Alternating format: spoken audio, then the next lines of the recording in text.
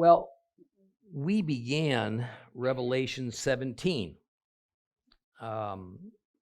And the primary feature that I wanted to show you was how this woman riding on the beast that had the 7 heads and 10 horns, was essentially the antithesis, in other words, the opposite of the woman of Revelation chapter 12, who was clothed in the sun and had 12 stars as a crown and was pregnant with our Messiah. In chapter 17, the woman is essentially sponsored by Satan and the beast.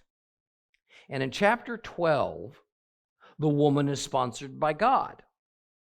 So it is a battle of evil against good, the character and nature of the righteous woman versus the character and nature of the evil woman. And indeed, in chapter 12, there was a battle of evil against good that took place in heaven, and good won out. And the result was that Satan was expelled from heaven. So now he turned all of his attention to planet Earth.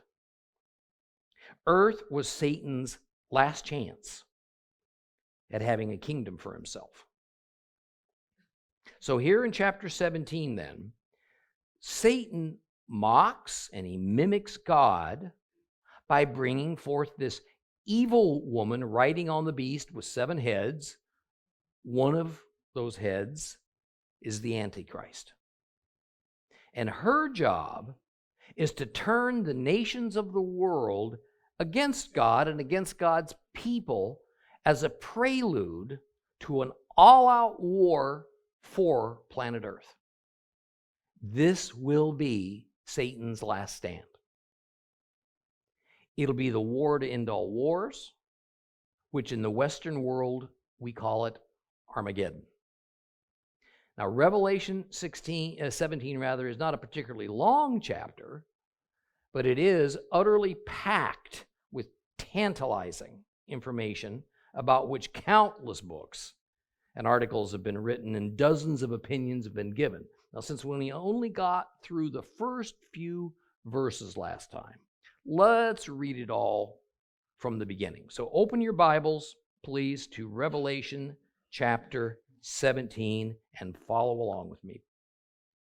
If you have a complete Jewish Bible, it is on page 1548. 1548.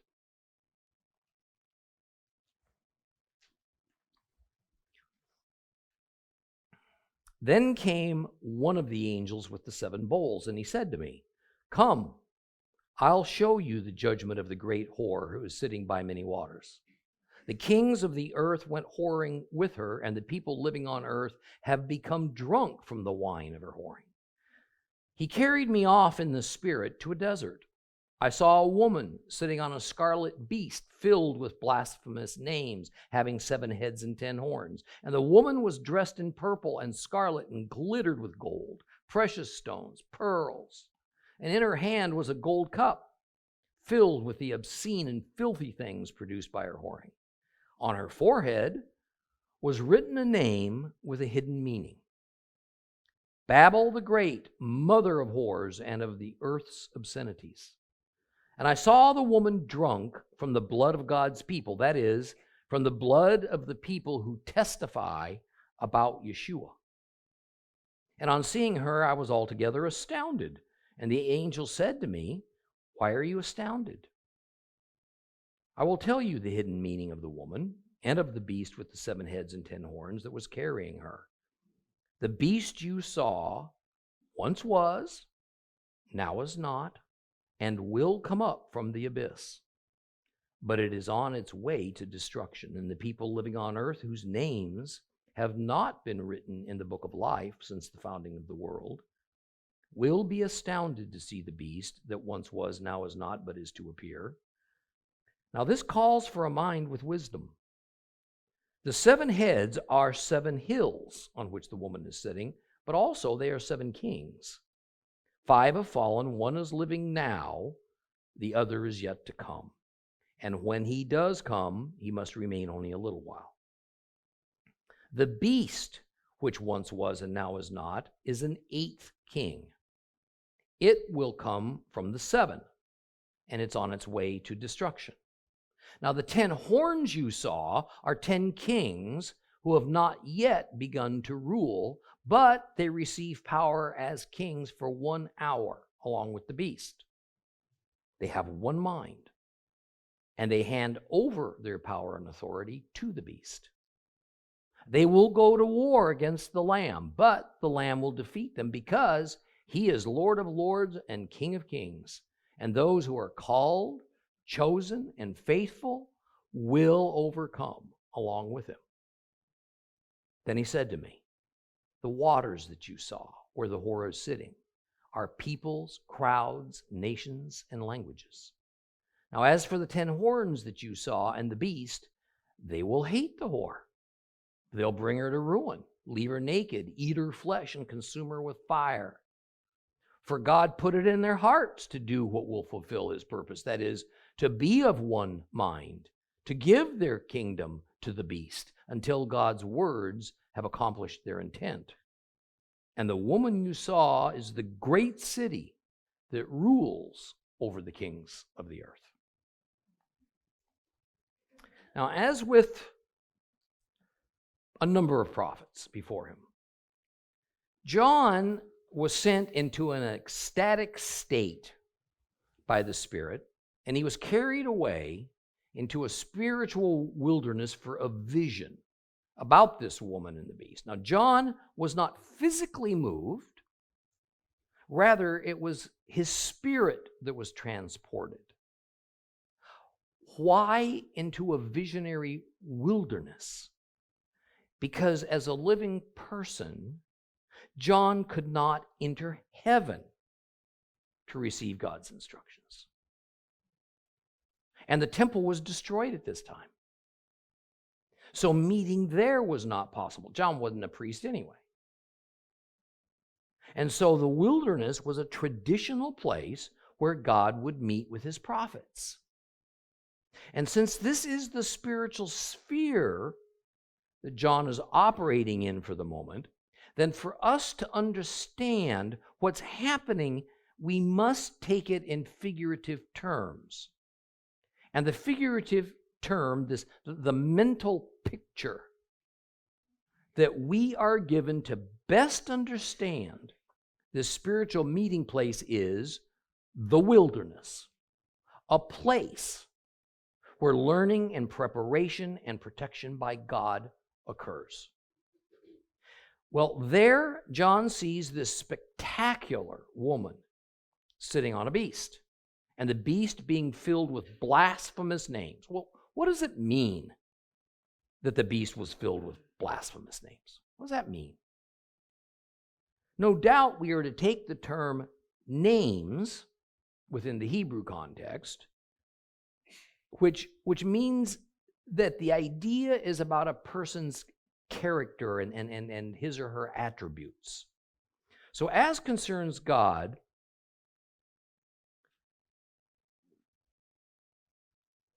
claimed attributes and characteristics of the beast are blasphemous.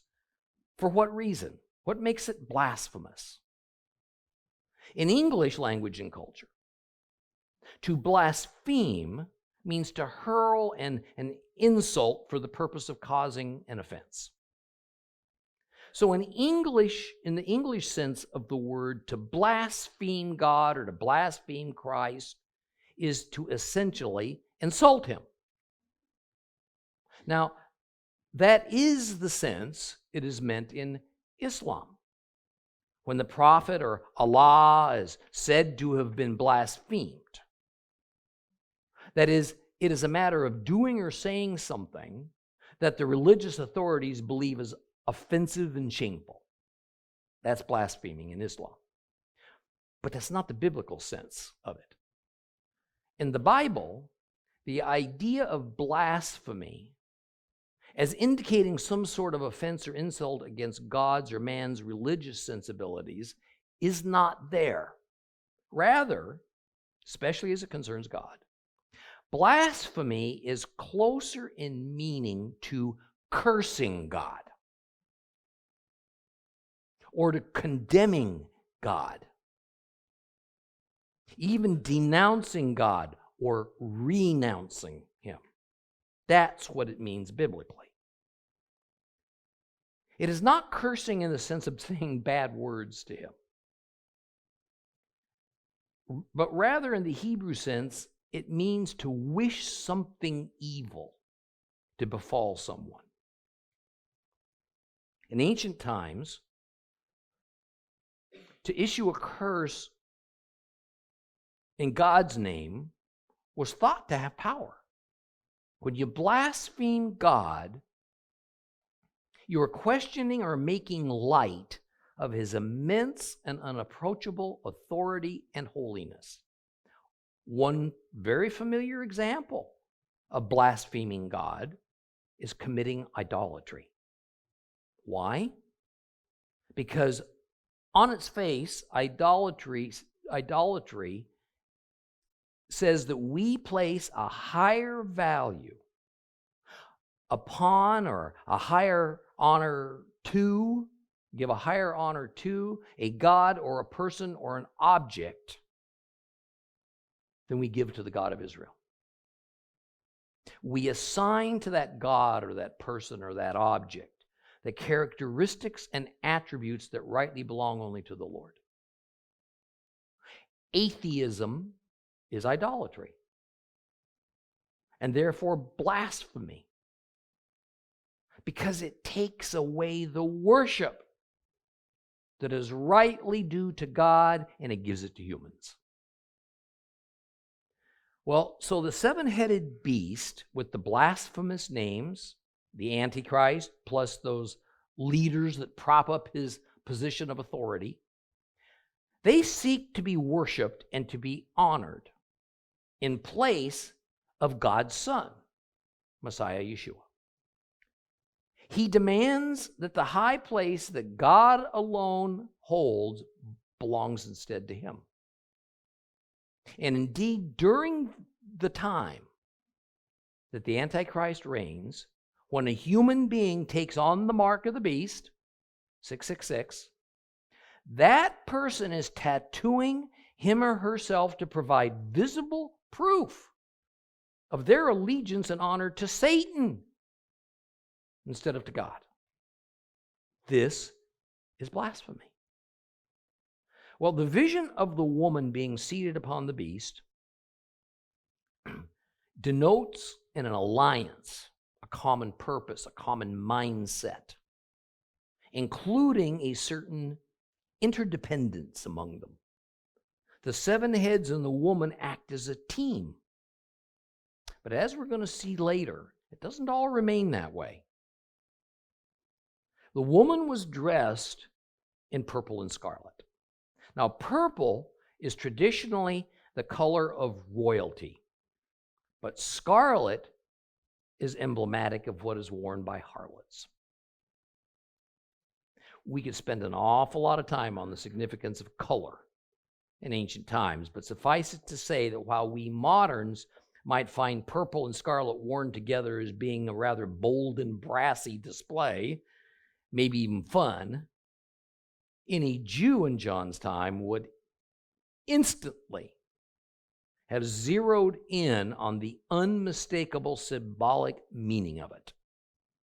Those two colors being adorned by the same woman would be at best ironic. But more likely, since we are dealing with a Jewish cultural backdrop, Jewish believers would have seen this as an example of an important biblical principle called shanetz. Shanetz. Now, shanetz means illicit mixture. In the Old Testament, there is a law, for instance, that says that wool and linen must not be woven together to form a cloth, other than for some very specific exceptions.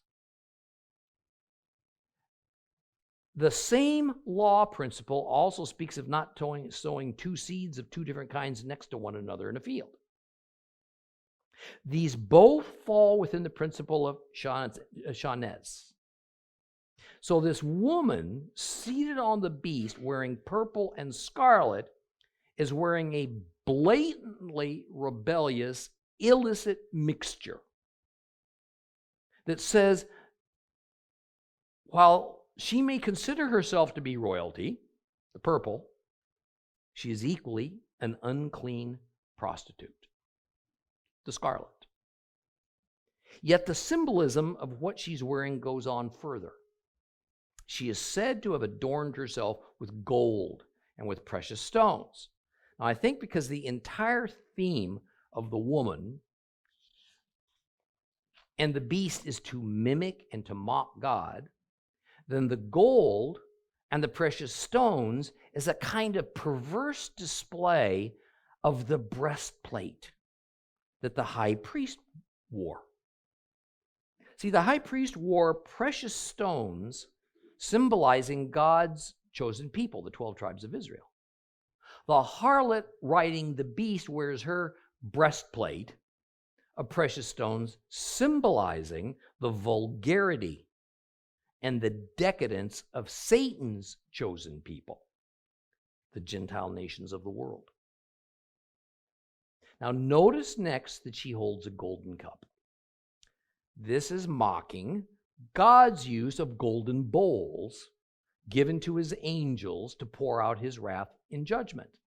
So what is her gold vessel filled with? Obscene and filthy things that have been produced by her whoring.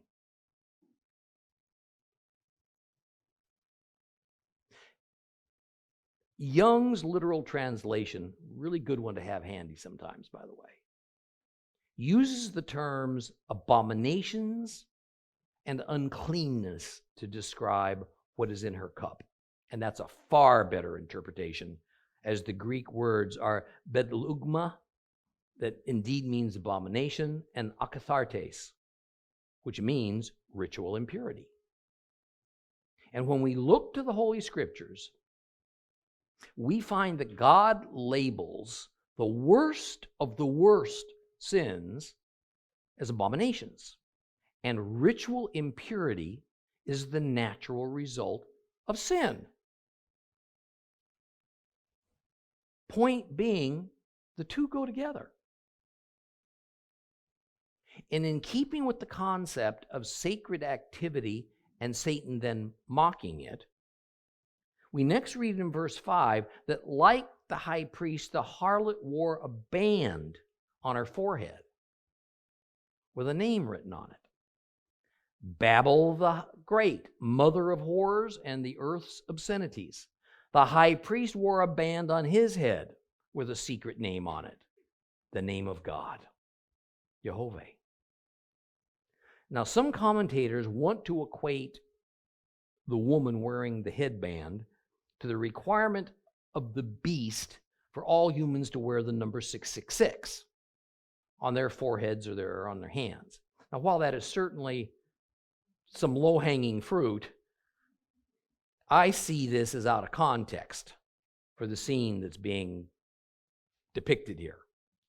Rather, what is written on the forehead of the harlot is a mocking parody of the divine name that is written on the forehead of the Israelite high priest. In each case, what is written describes whom the person wearing the name on his or her forehead identifies with. Who do they identify with? The woman identifies with Babylon the Great and Satan. The high priest identifies with the God of Israel. Now, the final feature of John's description of the harlot is, it says she's drunk from the blood of God's people. And then it further identifies these people as who? Followers of Yeshua. So let's make no mistake. Since this woman is symbolic of the wicked world system that opposes God, then we can reasonably surmise that this same system will not tolerate those who refuse to join them. The world's system of the end times will, like the government system of Orwell's novel 1984, demand absolute conformity. No exceptions. The world system wants to eradicate not so much a belief in a God, but rather only those who follow the true God. After all, belief in a God would not serve the Antichrist or the false prophet very well, as they want themselves to be seen as divine. Now, pause and think about this for a moment. Is there a system alive in the world today that believes in a God, that also seeks world domination, that is violent and uncompromising, and hates Jews and Christians and wants them exterminated at all cost? Of course there is. It's called Islam. Could the world system of the Antichrist use the Muslims' homicidal hatred of Jews and Christians to his advantage? Certainly seems feasible. And I think the biblical description of the nations, the particular nations that try to annihilate Israel, along with the circumstances of the end times, that involves never-ending wars centered on the existence of Israel, that today are entirely under the influence and cause of Islam, makes that false religion a prime suspect as the leader in the persecution of Christians and Jews as history comes to a close. Now, John is said to have greatly wondered about this woman. Now, the Greek word translated as wondered or astounded is thauma. And it does not mean puzzling, doesn't mean confusing, or even worried. It's actually a term that is normally used in a positive sense, even indicating a kind of admiration.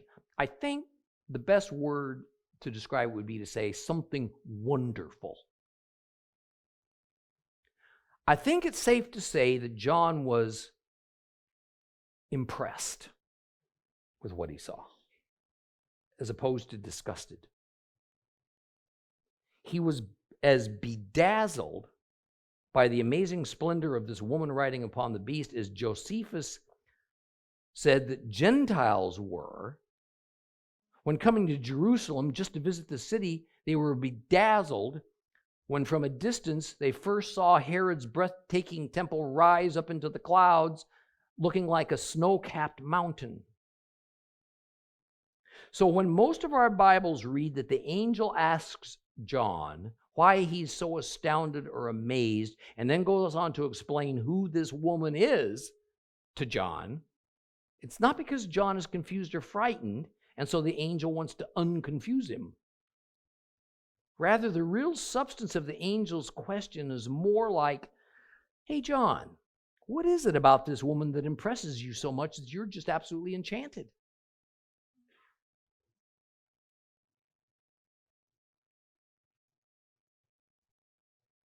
Maybe you're even delighted in a kind of childlike awe of her beauty and magnificence. Well, don't be, John, because she's not what you think. Rather, says the angel, I'm going to tell you the hidden meaning of this woman. This magnificent woman that sits upon the beast that has 7 heads and 10 horns. John is told that the beast she's consorting with has come up out of the abyss, but it's on its way to being destroyed. In other words, that beast and its rider are of satanic origin and power and are soon enough going to get snuffed out by God. What the angel actually tells John has brought on all sorts of speculations from the theological world, and indeed, it is one mind-bending mystery that I'm sure we'd all like to know the answer to. The angel says, "The beast you saw once was, now is not, and it will come up out of the abyss." Now, don't let this simple description fly right by you. What is Messiah and God called in the Bible? A description that's sometimes used in Christian songs. The one who is, who was, and who is to come. And now, what is the beast that arises from the abyss described as? The one who was, now is not, and will come. So while the true Messiah will descend from heaven onto earth to assume his throne, the Antichrist will ascend from the abyss, the place of imprisoned demons, onto earth to confront Yeshua in the war to claim the planet once and for all. Now notice how in verse 8, that just as John was awestruck and overwhelmed by the splendor of this harlot, so now all the people living on earth whose names are not written in the book of life, non-believers, those who are lost forever, they are awestruck and overwhelmed by the splendor of this beast. I want to pause to remind you, the beast with 7 heads and 10 horns, or just the beast for short, is not just one person or one thing. Those 7 heads are 7 different people. And in Revelation 13, one of the 7 was said to have overcome a fatal head wound. This is the one that will go on to be the Antichrist. Now, if the Apostle John sees the most incredible, beautiful, incomparable sight he has ever witnessed in this harlot, and he had to be brought back to reality by that angel, how much more will non-believers be pleasantly flabbergasted and impressed and welcoming at the sight of the beast? And while John had an angel tell him just who this woman was in reality, the earth dwellers in those days are not going to have any such advantage. They will be thoroughly taken in, with every level of human leadership and authority agreeing that this beast is the most wonderful, needed thing ever to appear before humankind. The beast's ability, charisma, intelligence, likability, leadership have never been matched.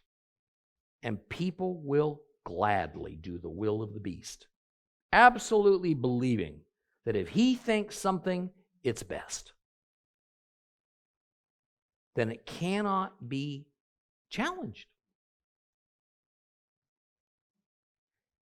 But now more information is given, with the caveat in verse 9 that wisdom is going to be needed to understand what comes next. Now, we must always remember that wisdom, by definition, is from God. Knowledge can be acquired by anyone of reasonable intelligence, but only they who have the Lord can have wisdom. So now here is the riddle of the ages. The beast and its description are, of course, symbolic. It's not going to be some monster-looking thing like Godzilla appear. Okay. The angel says that the 7 heads are symbolic of 7 mountains, upon which the woman, the harlot of Babylon, is said to be established. Further, that the 7 heads are also 7 kings, 5 of them have fallen. 1 is in existence in John's era, apparently. And the 7th is yet to come. In other words, he's yet to appear. But when that 7th king does appear, he'll only be in power a short time. Now, to add to this mystery, there's going to be an 8th. And it says he belongs to the 7th, and he will go on to perdition. Now, let's clear up one thing right away. The Greek word that in some English Bibles, including, by the way, the influential King James Version, that is translated to perdition is apoleia, and it means utter destruction. If we take the word perdition to merely indicate complete destruction, that's correct. But often as not, perdition is seen as kind of a midway stopover between heaven and earth for departed souls, or it is but another word for hell. The word apoleia is a description. It's not a place. So this verse confirms that this 8th king or kingdom will finally and utterly be destroyed. Then the passage turns its attention to the symbolism of the 10 horns. But we have enough to chew on for the moment with the 7 heads and the kings. The appearance of the phrase 7 mountains or 7 hills, especially in John's day, makes it awfully tempting to say that these 7 heads of the beast represent Rome, or perhaps the Roman Empire with Rome as its capital. Rome has for time immemorial been known as the city built on 7 hills. Thus, to say that the woman is established upon the 7 mountains or hills means that the institution of Babylon the Great is based in Rome. And it is believed within many Christian circles that this can only mean one thing, that the Catholic Church, located in Rome with its Pope as a king, is the harlot, Babylon the Great. Now, since the word mountains or hills is regularly used in the Old Testament prophecies to symbolize governments, then another line of thought is that the 7 mountains represent 7 Roman kings, 7 Roman emperors. And there's always a debate about which 7 these just might be. Some theologians who think this is the solution begin with Julius Caesar as the first one. Others as Augustus, some even with Galba. One of the more accepted listings of the 7 kings of Rome that must begin with the first 5 being fallen before John's time are Augustus, Tiberius, Caligula, Claudius, and Nero. Therefore, the 6th king, the one verse 10 says, who is, in other words, in John's day, must be Vespasian, who ruled from 69 to 79 AD. Now, pausing for a moment, that means that Vespasian was in power when the Jerusalem temple was destroyed in AD 70. But it also means that the latest date that John could have written Revelation is early 79 AD. Or, for John, Vespasian couldn't have been the one who is. Now, since few any longer believe that John wrote Revelation that early, I personally think it was around 90 AD, then of course Vespasian as the 6th king of Rome doesn't work. But if Vespasian were the 6th king, then Titus would be the 7th one. That's the one who is yet to come. And Titus ruled Rome from 79 to 81, barely 2 years. So that satisfies verse 10 that says he must remain only a little while. Complicated, isn't it?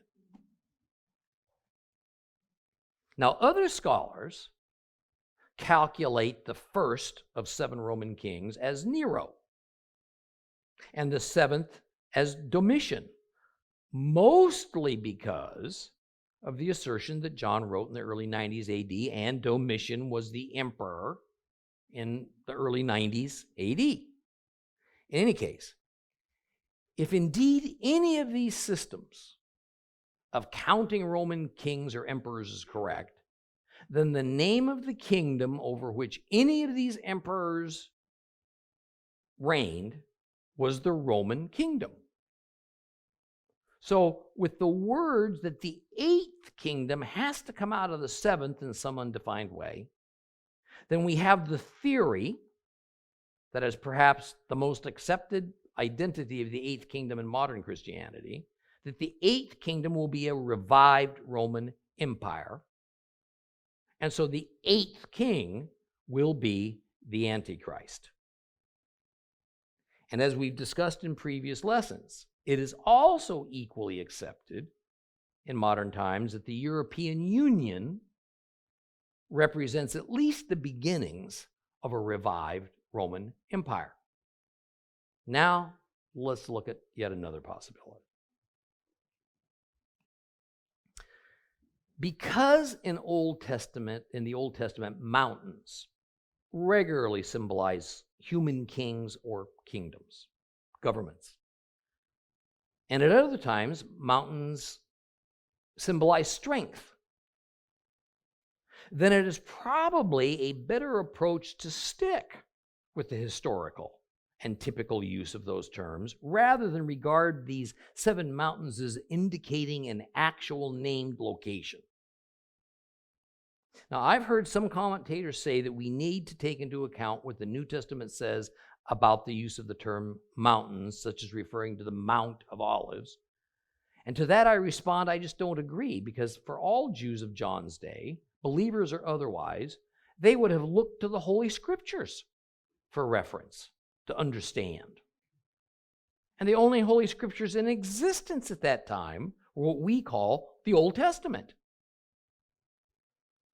There would be no authorized and canonized New Testament until very early in the 3rd century AD. So whatever documents written by the gospel writers or by Paul or by John that were being passed around to the various believing congregations, while certainly they were considered authoritative, they were in no way considered as God-inspired, and certainly not on par with the Tanakh, the Old Testament. These were in no way considered God-inspired. The letters were truth, they were important, and they gave direction from the apostles on how to run a believing congregation and on how to understand Yeshua's purpose in ministry, but they were not considered holy, nor were they considered Scripture. And they would not be for more than 100 years after John's time. So John would, of course, have looked to Holy Scripture, the Old Testament, for direction and terminology, not to some letters that were out there floating around. Now, if we go to Daniel to understand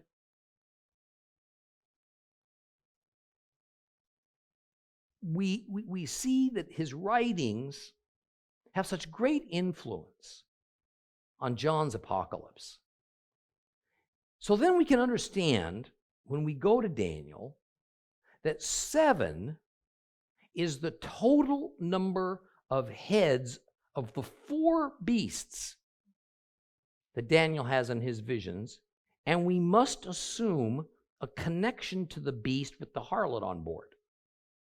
And Daniel's 4 beasts correspond to the statue of Nebuchadnezzar's dream that had a head of gold, shoulders of silver, torso of bronze, legs of iron. Thus, those 4 beasts and the 4 parts of the statue represent 4 kingdoms, with the legs of iron being the 4th. These kingdoms are typically said to start with Babylon, then Armedia, Persia, then the Greek, and finally the Roman. And the feet of the statue are said to be a mixture of iron and clay. To some, meaning a 5th kingdom will arise out of the 4th, but since clay is weak in structure, then the mixture of clay with iron says that the fifth Roman kingdom will not be as strong as the former Roman kingdom. Now, the upshot of this is that some commentators, such as Beale, say that since the kingdoms of Daniel's beasts and the Nebuchadnezzar statue each span centuries, then so does the beast of Revelation. That is, the sea beast image of Revelation, which also appears in the Old Testament, signifies different wicked kingdoms over the ages, but none in particular. And even the number 7 is not literal, it just means fullness. Now, I disagree with this conclusion because then it makes a mockery of the rather intricately laid out vision of Revelation 17:10 that explains how many kingdoms precisely have come and gone, that one is current, another will arise later, and then an 8th will come that has something to do with the 7th. Now, none of this sounds very general or indefinite. Do we know then the answer to this riddle of the kingdoms and the kings? I don't believe we do. Otherwise, there wouldn't be so darn many different opinions about all this, each with their own fan club. So at this point, I'd like to throw out another possibility for the lists of empires and kings, including the all-important 7th and 8th. But first, I want to set some parameters for you. Why I'm going to even throw this out. See, we must always remember that the Bible is focused where? A location. The Middle East, with Jerusalem at the center. Always. The known world, even in New Testament times, did not extend beyond the European, Asian, and African continents. Thus, the Lord did not reference other, as yet unknown, places in the world, such as Australia, or North America, or Greenland.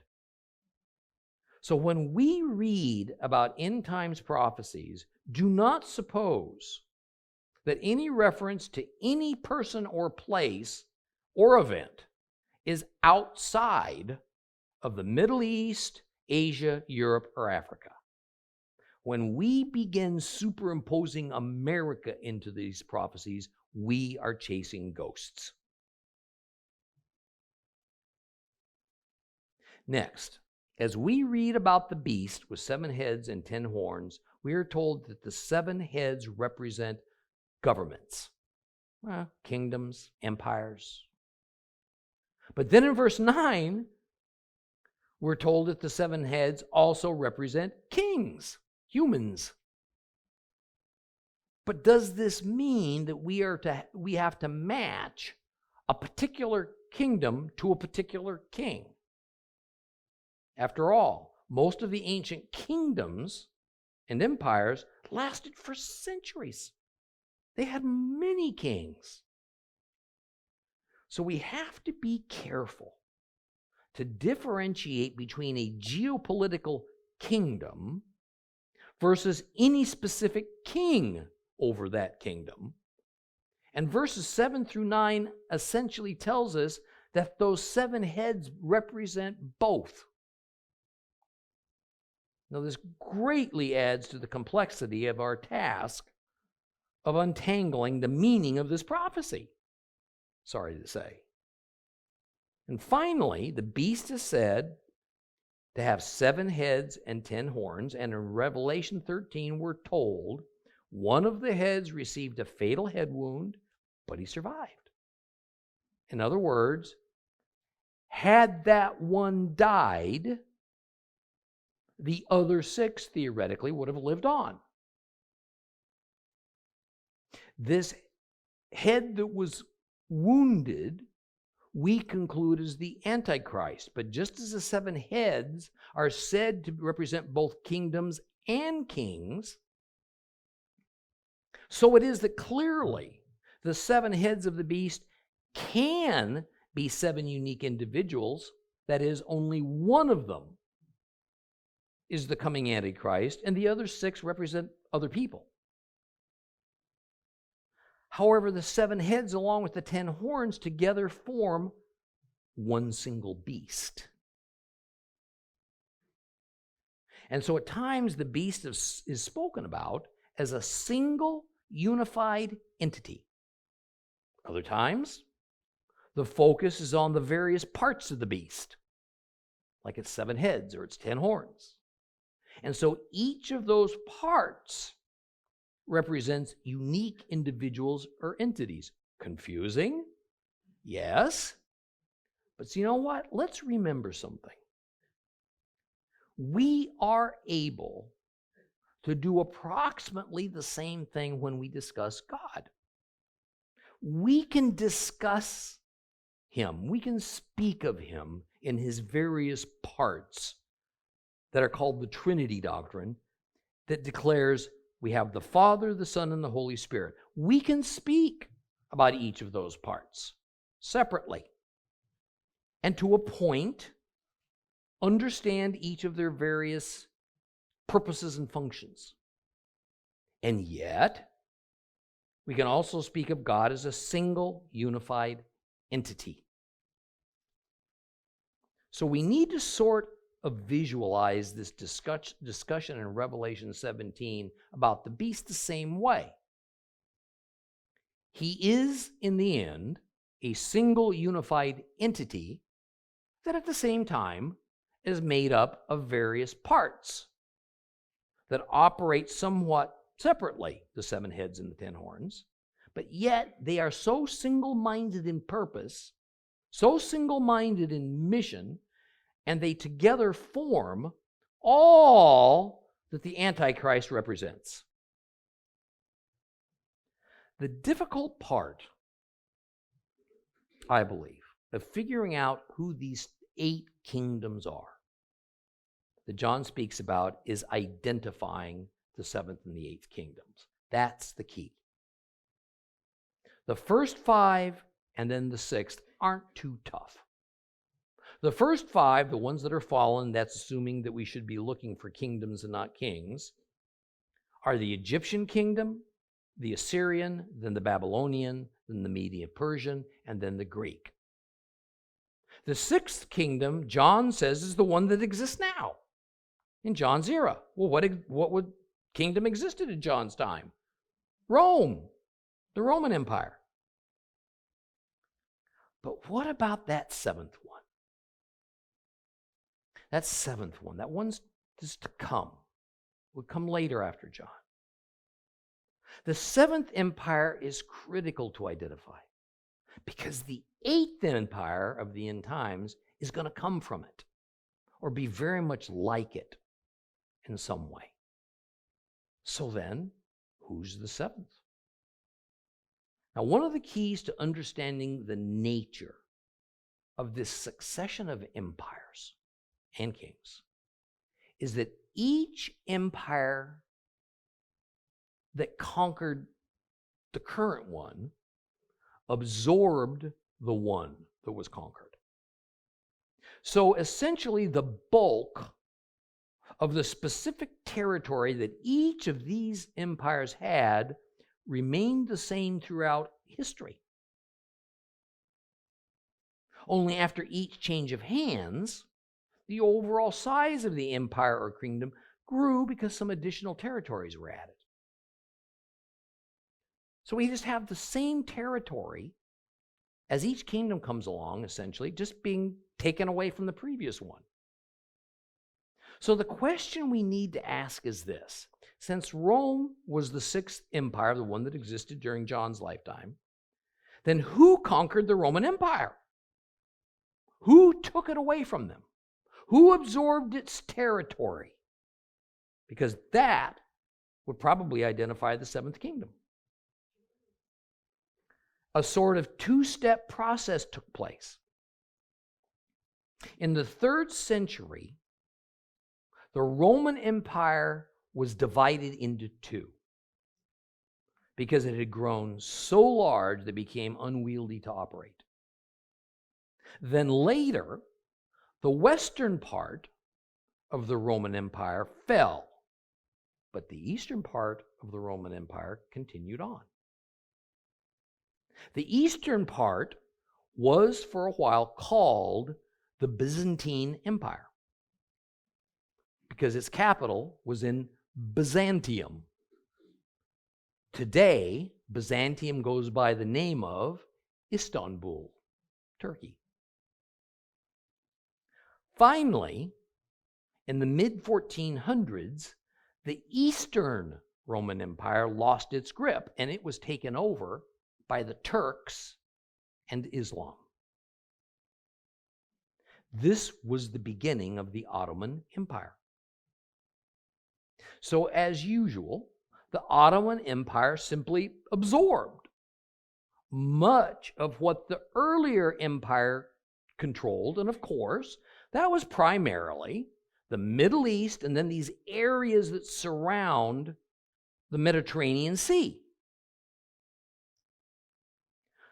But what is of prime importance, I think, for us to understand is that this was a purely Islamic empire.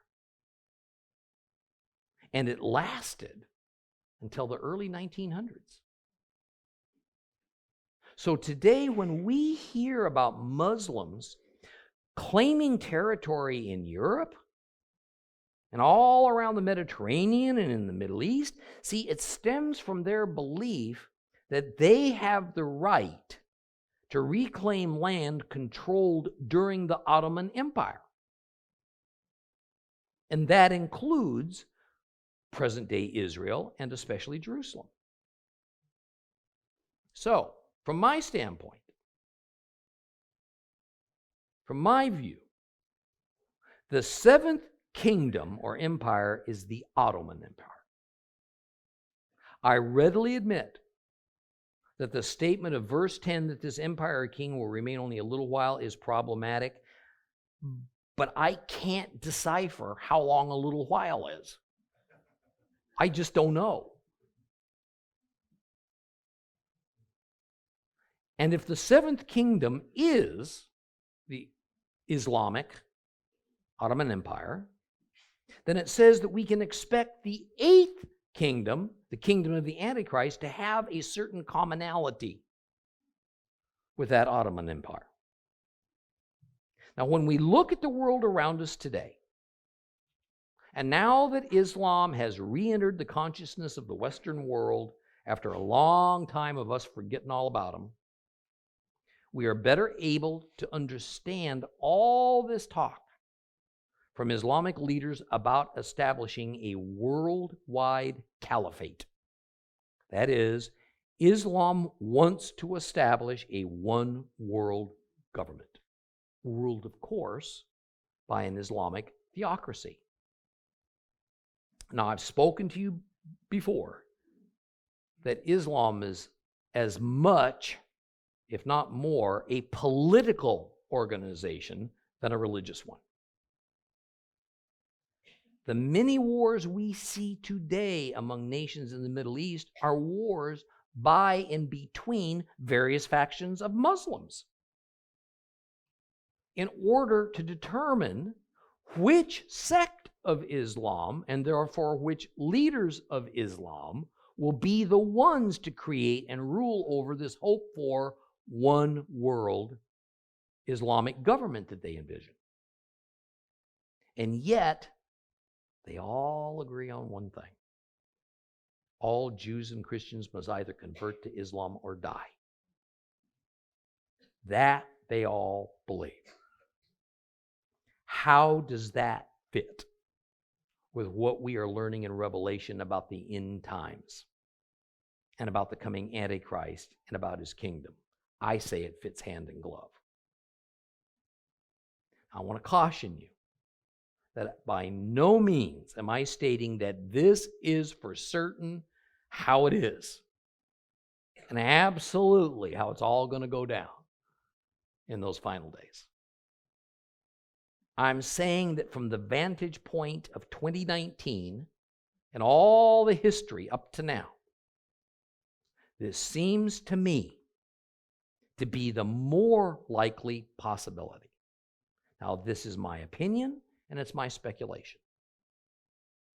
And every day that passes makes the more popularly held belief among Christians that the seventh kingdom and so also the eighth will be a revivified Roman Empire less and less likely. And this was a theory, frankly, that was always full of holes anyway. I think this is enough to munch on for today. Next week, we'll begin by dealing with the 10, very interesting, by the way, the 10 horns on the head of the beast.